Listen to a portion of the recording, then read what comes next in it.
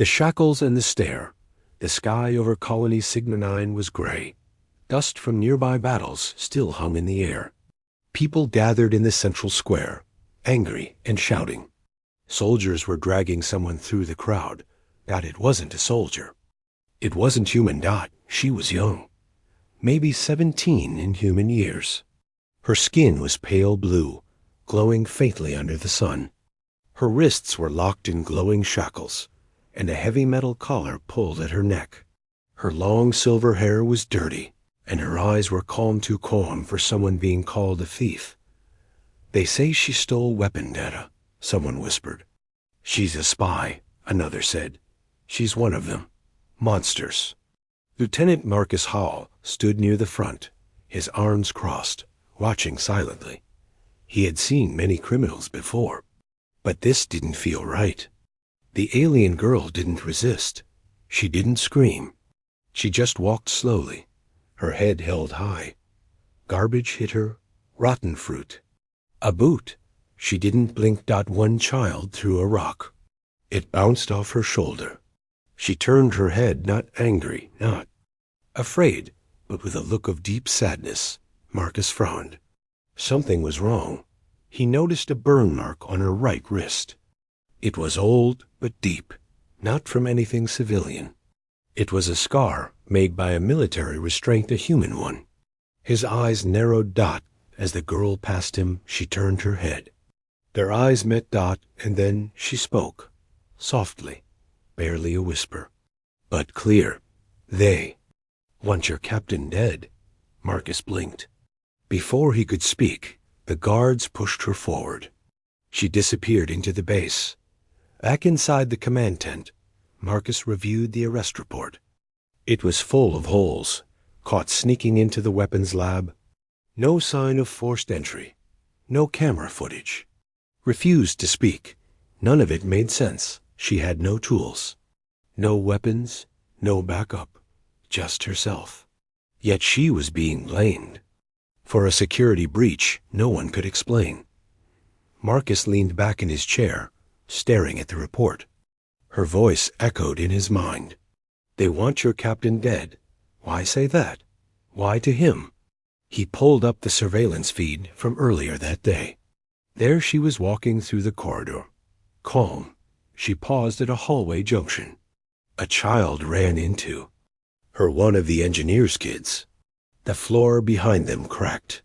She grabbed the child and pulled him back, saving him from falling debris. She didn't plant anything. She didn't break in. She saved a life. And then the guards appeared, shouting, guns raised. She didn't fight.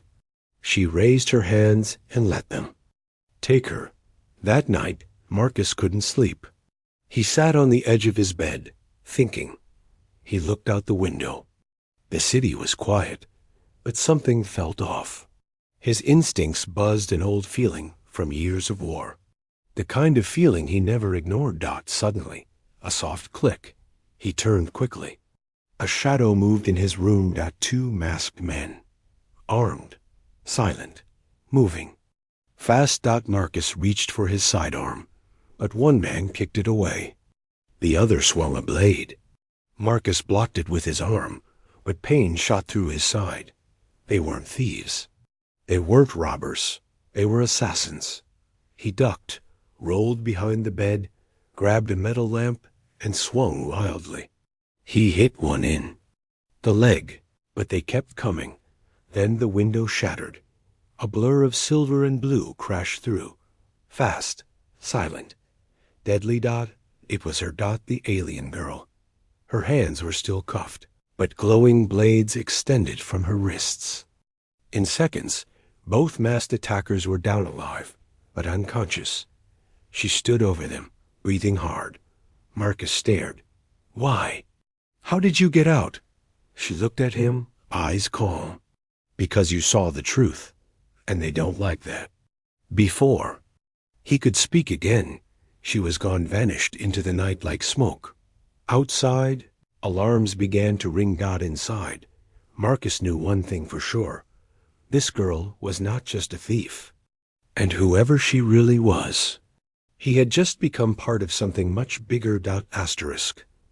Orders or instinct. The next morning, Lieutenant Marcus Hall stood in front of the base commander.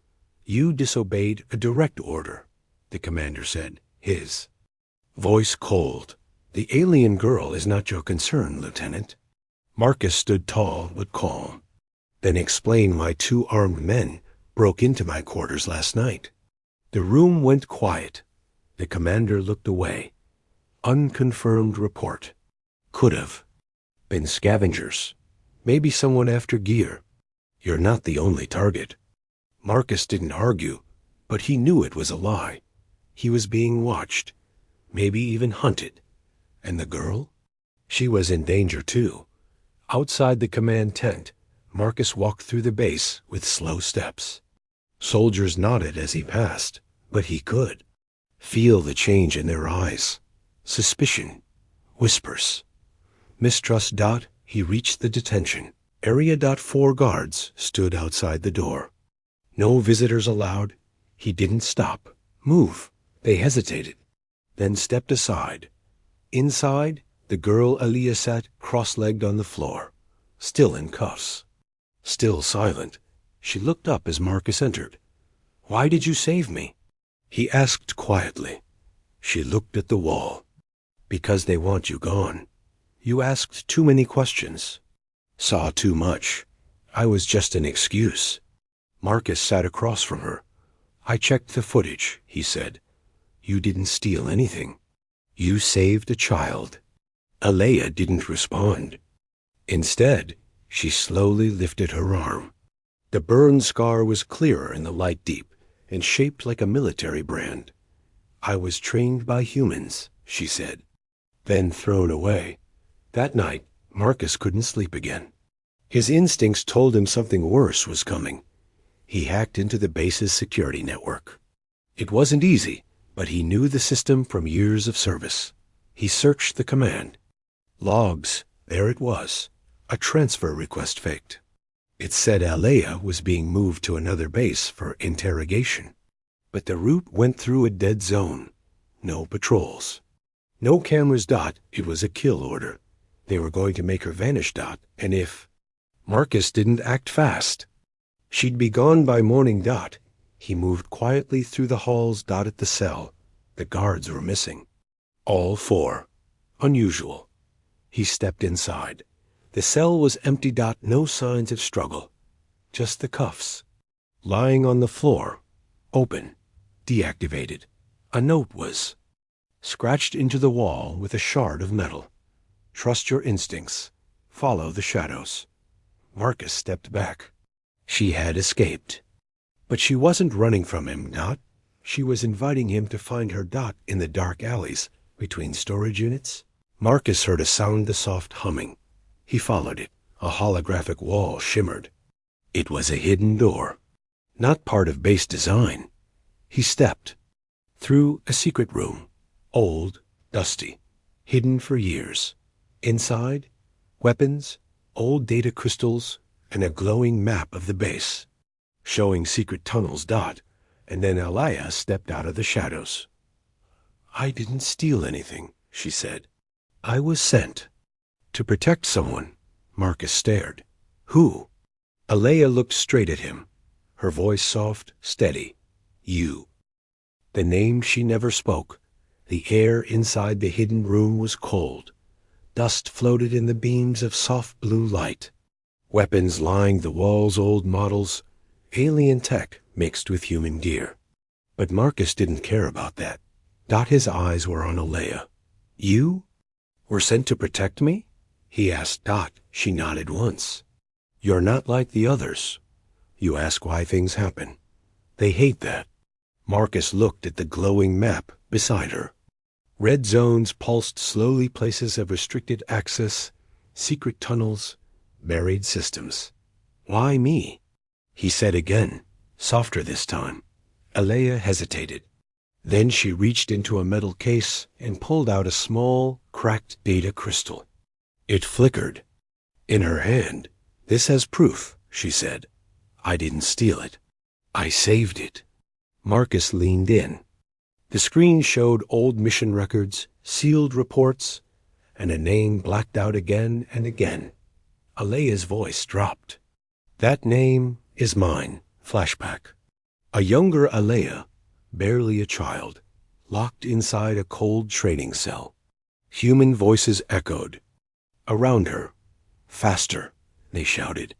Obey. Each time she disobeyed, the shock collar burned her neck. She learned quickly. Learned how to fight, how to shoot, how to kill. They took me from my planet, she said quietly. Taught me to fight their wars. Told me I'd be free. But when I asked to go home, Marcus whispered, they erased you. She nodded. My name doesn't exist anymore. I was marked a threat when I remembered who I was. Marcus took the crystal. You said someone wants my captain dead. She nodded. They planned to blame a rebel attack. Frame it like sabotage. You'll survive, but you'll be the one blamed next. He stepped back. It was too much. If what she said was true, it meant betrayal ran deep, possibly to the top of the command. Why tell me this now? He asked. Alea looked at him. Her voice broke for the first time. Because you looked at me and didn't see a thief. The next day, the base moved strangely. Units shifted. Patrols tightened. And an unmarked ship landed at dawn. A transfer. Order was posted again for Marcus. He stared at it in disbelief. I'm being reassigned? Without notice? The commander smiled coldly. New orders. You're too close to a certain case. Time to step away. Marcus felt the trap closing. He went back to the hidden room, but it was empty. Alea was gone. Only the data crystal remained, and carved on the wall, in alien script. Names can be stolen, but truth can never stay buried. At night, he decoded the rest of the crystal. What he found made his blood freeze.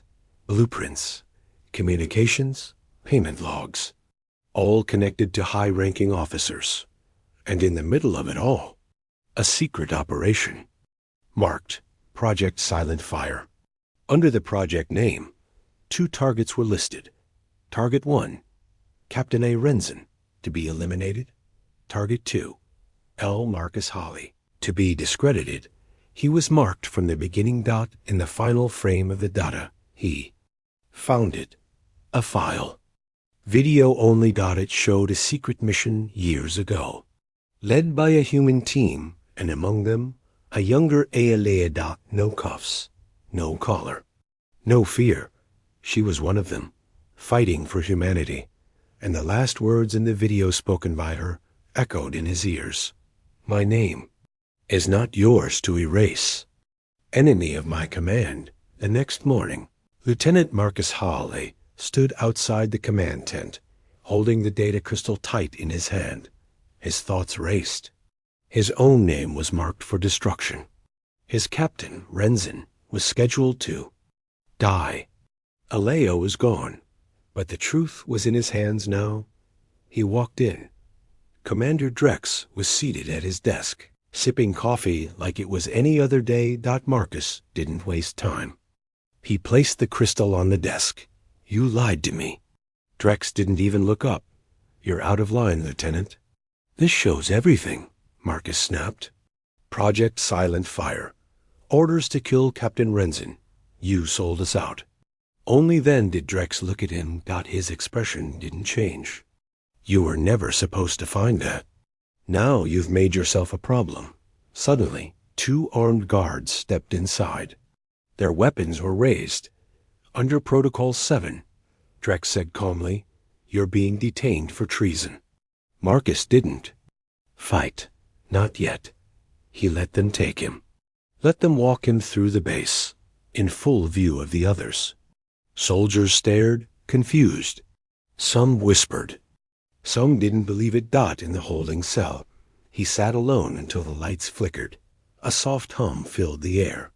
The wall shifted. A secret panel opened. Alea stepped out. You let them catch you?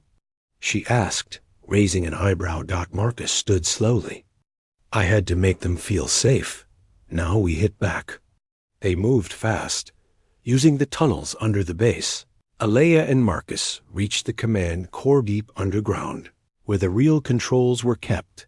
Alea moved like smoke, disabling alarms, and disabling 2 guards without a sound. Inside the core, they inserted the crystal. A hologram lit up. Dozens of names appeared: officers, command posts, hidden alliances. Drex was just one part of something much larger. Some names were even off-world.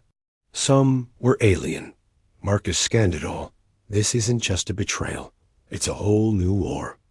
L.A. nodded. And it starts today. Above ground, chaos exploded. The crystal triggered a base-wide message. Screens lit up everywhere: cafeteria, barracks, control towers. Every soldier saw the truth. Project Silent Fire, confirmed human-alien trade deals, targeted assassinations within the ranks. Panic spread. Some soldiers froze. Others turned on each other. Marcus and Alea raced through the confusion. They had one last goal: Captain Renson's transport, which was about to launch on a false mission dot. At the launch pad, Drex was already there, gun in hand. Standing in front of the ramp. "You don't understand," he shouted. "This is bigger than me, bigger than all of us. This piece is fake. Real strength needs real sacrifice." Marcus raised his own weapon. "That's what you told yourself when you sold out your people?" The wind howled. Drex laughed bitterly. "And you trust her? That alien girl? She was born for war. She's not even one of us." Alea stepped forward. Her voice was calm. "I was born to fight, but I choose what I fight for." And then she pulled the trigger. Drex dropped. Captain Renson was saved. The launch was stopped. Within the next hour, the base was taken over by loyal forces. The message from the crystal spread far beyond Sigma 9. Other colonies began questioning their orders. Whispers of rebellion grew. But Marcus and Alea didn't stay to celebrate. They left through the tunnels, into the wild sands beyond the walls. That night, they sat by a small fire under a broken satellite dish. "You didn't have to come back for me," Marcus said. "I didn't," Alea replied softly. "I came back because you believed I was more than what they called me." He looked at her. "What should I call you then?" She paused. Her eyes softened. "My name is Alea, just Alea." For the first time, Marcus smiled. He didn't say it aloud, but he knew it deep inside. He would follow her into any battle, now just like she had followed him. Asterisk. The fire we start. 2 weeks passed. The rebellion had no name, but it was spreading like wildfire. Whispers moved from planet to planet. Soldiers began deserting corrupt commanders. Hidden files from the stolen crystal surfaced on black channels. Everywhere it reached, people asked the same question: who exposed Project Silent Fire? And the answer was always the same: a human officer and an alien girl. In a small rebel outpost on the asteroid base Viric 7, Marcus and Alea watched a screen showing systems going dark one by one. The old galaxy order was falling. "We have a chance now," Marcus said. "We can do something real." Alea didn't respond at first. She stood silently, watching the star map blink and burn. "I've burned too many chances," she said finally. "But this time, I'm not running." A new mission came in. A weapons facility on an ice moon was still loyal to the Silent Fire network. They were building prototype war drones machines designed to wipe out entire colonies before resistance could form. And worse, it was protected by both human elites and mercenaries from Alea's past. She recognized one name on the manifest: Sayek, a warlord who once trained her when she was a child soldier. Marcus saw the fear in her eyes, though she tried to hide it. "We don't have to go in alone," he said. She shook her head. "No, we do. They'll never expect me to come back." "They arrived in silence. Snow blasted their armor as they moved through the ice storm. The base was built into a mountain black steel against white rock. No alarms, no patrols. It was meant to be invisible. They broke in through the lower pipes. Inside, the smell of oil and death filled the air. Rows of dormant war drones stood like statues. In the center chamber, blueprints flickered on walls, and Sayek stood surrounded by guards. Marcus looked at Alea. "Are you ready?" She stared at Sayek. "He taught me how to kill. Now, I'll teach him what it means to fight for something real." The battle began. Alea moved like lightning, silent, fluid, deadly. Marcus followed, covering her back. Every shot fired with purpose. The guards were elite, but they weren't ready for her. Inside the command center, Sayek recognized her too late. He smiled. "My little ghost returns." "Still taking orders from humans?" Alea didn't smile. "I take orders from truth now?" They fought hand to hand, clashing across. The command deck dot. It wasn't strength. At one dot, it was resolve. Alea knocked him to the floor and stood over him. Breath heavy. Sayek coughed. "You'll burn everything with him. Your own people. Mine. For what?" She raised her blade. "For the right to choose who I am." The base exploded behind them as they escaped. The galaxy lit up again. Another weapon facility gone. Another world asking questions. Marcus and Alea stood on a cliff as the fire raged behind them. He looked at her. "We started something, didn't we?" She nodded. "Not a war, a reckoning." And for the first time in years, she smiled not. Just with her lips, but with her eyes. Asterisk, the girl they once feared. The fire from the Ice Moon base still burned in the distance, lighting up the sky behind them. But Marcus and Alea didn't stop to look back. They walked into the shadows, toward a future no one had prepared them for. A future they were now building dashed together. Across the galaxy. Her name spread. Not the name she was born with. Not the number she was given in the camps, but a new name. The ghost of silent fire. Some whispered it in fear. Others in hope. A thief? A killer? A weapon? No. Now they knew better. She was a symbol. In a council meeting far from the war zones, leaders argued. About the rebellion. Screens showed footage of the burning base, of soldiers turning on their corrupt commanders, of drones falling from the sky. But one clip was played again and again, grainy, but clear. A blue-skinned girl, standing beside a human, pulling him out of the flames. "She's dangerous," one admiral shouted. "She's loyal," another replied. To him. "They're rewriting the galaxy." "No," a quiet voice said. "They're reminding it what honor looks like." Back on the hidden rebel ship, Alea sat alone. She had cleaned her blade, wiped the blood. Taped over the old serial number on her shoulder. She didn't belong to anyone anymore. Marcus walked in. He didn't say anything at first, just sat beside her. "There's a transmission," he said finally. "From Earth itself. They want to speak to you. Not me, you." Alea looked up slowly. "Why me?" Marcus smiled faintly. "Because now they finally see what I saw that day in the square." She raised an eyebrow. He continued, voice low. "Not a thief. Not a weapon. Not an alien. Just someone brave enough to stand when everyone else ran."